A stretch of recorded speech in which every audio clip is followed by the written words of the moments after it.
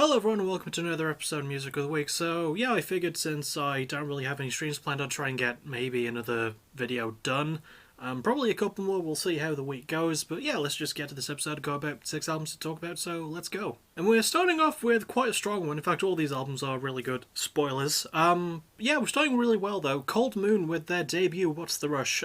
Cold Moon are a bands who have like former members of other bands. Those bands in particular are former guys from Story So Far and Set Your Goals, who are also really good pop punk bands, and this is just a really good pop punk album. I'm giving it a B+. There was a lot about I liked. I liked that it was a lot more of a relaxed take. It reminded me a lot of Proper Dose by The Story So Far, funnily enough. Yeah, it had a lot of those like more chill pop punk vibes. It was still a really solid pop punk album. More alternative rock, you know, more in the direction that Seaway have been leaning in lately, which I'm not going to complain about because Seaway are also great. So I had to wipe away my hair there.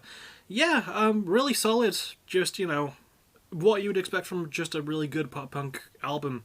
I mean, obviously not perfect, hence the B+, but still really good, and I recommend seeking it out for yourself if you want a really good example of something new made from older parts. So, yeah. I think it's worth a go. Next up, we have one of the most unique albums I've listened to in terms of genre. Dodie with her debut, Build a Problem. Now, Dodie is mostly known for her work on YouTube as being a musician, and obviously more recently she's sort of become a bi icon because of her being open about her sexuality. This is her debut. It was supposed to come out last year, but obviously because of like the COVID thing, it had to be delayed.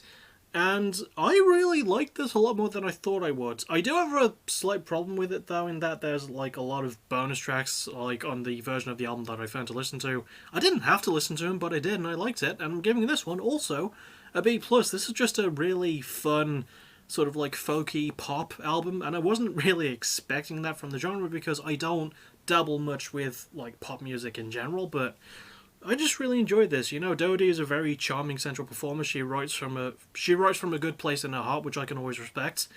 And she can sing really well. I think people often forget that, and she's just such a fun personality. And the album is produced really well. It's put together nicely. So, yeah, I think it's more sort of my disdain for the genre in general that does hold me back from placing it higher. But Dodie is a hell of a performer, and you should listen to it for her more than anything else, but it's still really good as is, so go for it. Next up, we have the lowest graded album on this video, and it's still not a bad grade, In Asymmetry with their album Ashes of Dead Worlds.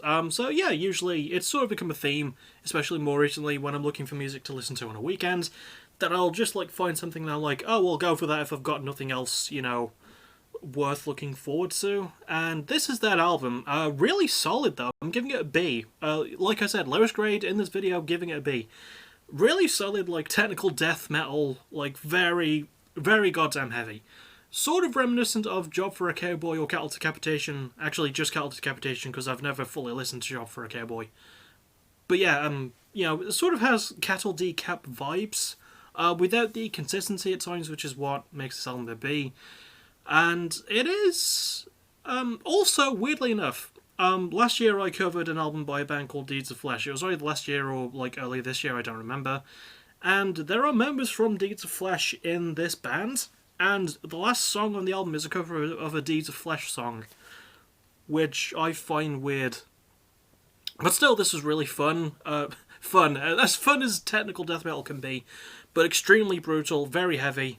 And if you just want some brutal heavy, go for this. I think it's really good. Next up, though, we are heading into proper fantastic territory. The Mighty Mighty Bosstones with their new album, When God Was Great. Now, the Mighty Bosstones are a band that I've wanted to listen to for such a goddamn long time. And I saw this album was coming out, I'll give it a spin, and I know they're like one of the OG ska-core punk bands, and I was not disappointed. A+, absolutely. It isn't a perfect A+ because it is a long album, but God, they find a lot of really interesting ways to fill the time. You know, just fantastic musicianship, really good lyrical themes, you know. I love the cover of this album too, it just looks really nice. And also signed to Hellcat Records and produced by Tim Armstrong. Big pluses in my opinion. Great record label, great producer, great bloke is Tim Armstrong. Yeah, just solid performances from the Mighty Bosstones, who've been around for such a long time, and I think people forget that, but yeah, this was so well put together, so well done. In a lot of areas where it could have gone bad, it picked it up and made up for it wonderfully in others, you know? And it didn't really have a lot of bad spaces to begin with, so fuck yes, find this one and listen to it. Speaking of albums you should definitely listen to, Sumo Psycho with their third album, Initiation. Now, Sumo Psycho have been around for roughly about a decade. I'm actually quite familiar with them because I've heard a couple of their songs before. I never listened to a full album, so this was my first by them, and I think it was a mistake that I didn't get into them sooner, because this album is also getting an A+. Such an eclectic alternative rock punk style just bounces across the entire album. And I find it weird because this was produced by Napalm, who also produced Tetrarch's album. So did they get a different producer for this one who actually knows what they're doing? I feel like I should ask that, but yeah, oh my god, really, really well boosted up by the production, just structured wonderfully, really great pacing. Performances are fantastic. The lead singer, Sky Sweetnam, I hope I'm saying that right. She is a very charismatic and just very fun to listen to vocalist. She puts in a hell of a performance. Everyone does. Just listen to Initiation. It's really damn good, and proves again that Canada, while it did regrettably give us the bands like Nickelback and also the arsehole that is Justin Bieber, it gave us some good shit, and Sumo Psycho is some good shit from Canada, so listen to it. And finally we're ending on Weezer with their new album, Van Weezer. So Weezer, there's nothing I could say about them at this point that I've not said before, to be honest. Like, you know, I mean, the entire point of this album is that it's like a tribute to 80s sort of like hair rock metal. And it's actually done quite well. I'm giving this a B+, surprisingly.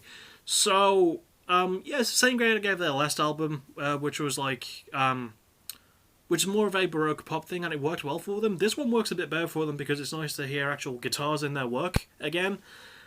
Really solid for what it is, actually. I was expecting this to go a lot worse, and I'm really glad that when it came to the lyrical themes of hair metal, they didn't keep like any of the sleaze of that, and it's written from more of like Rivers' dorky perspective, which ironically works for a genre that I've never been able to take seriously anyway. So, fine with that, you know, fine with Weezer just busting out the guitars and having a good rockin' old time and just shredding again. It's nice to hear Rivers Cuomo doing guitar solos because he's really good at them, and I've missed them. So, yeah, just really well put together, really solidly produced as well. Just a really fun throwback album without keeping any of the skeezy bad parts of the throwback sound, which is a good thing. So all in all, this might be one of my favourite episodes of the year to do Music of the Week. So yeah, I mean, all really good albums. The lowest one gets a B, and I would most highly recommend the new Boss Tones album and Sumo Psycho as well. I'd recommend all these, but those two in particular are at least worthy of top 20. I think Sumo Psycho's is a bit of a higher one in my opinion, but goddamn, they're both good. So, let's see. I'm trying to think of other things to come this week.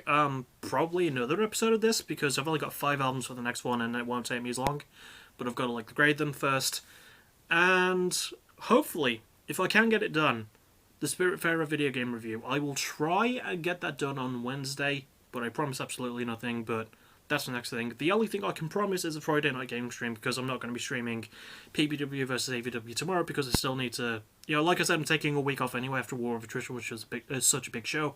So yeah, that's part of it. And I've also got like the roster to sort out. So I'll do that when I can. I'll definitely see you on Friday night. I will hopefully see you on Wednesday. And as always, thank you for watching. You're awesome. Bye bye.